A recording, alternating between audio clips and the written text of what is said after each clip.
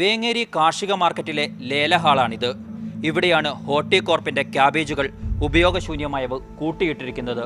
ഇത്തരത്തിൽ ടൺ കണക്കിന് ക്യാബേജുകളാണ് ഓരോ ദിവസവും ഈ ലേലഹാളിൽ ചീഞ്ഞ് ഉപയോഗശൂന്യമായി നഷ്ടമായിക്കൊണ്ടിരിക്കുന്നത്.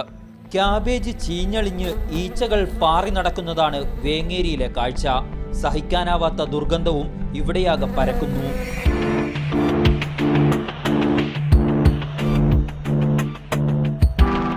ഇനി നശിച്ചുപോയ പച്ചക്കറികൾ സമീപത്തെ ജൈവ പച്ചക്കറിത്തോട്ടത്തിലേക്ക് തള്ളിയതുകൂടി കാണുക.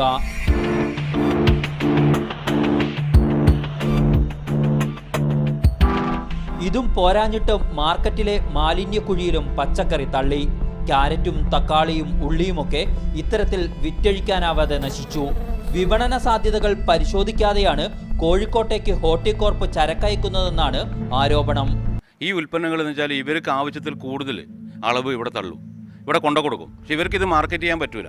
ശീതീകരണ സംവിധാനം പോലുമില്ലാതെ ടൺ കണക്കിന് പച്ചക്കറി നശിക്കുമ്പോഴും ഹോർട്ടികോർപ്പ് വീണ്ടും ചരക്കയക്കുകയാണെന്നും ജീവനക്കാരും പരാതിപ്പെടുന്നു. റോബിൻ ബിആറിനൊപ്പം KR സാജു, മീഡിയ 1.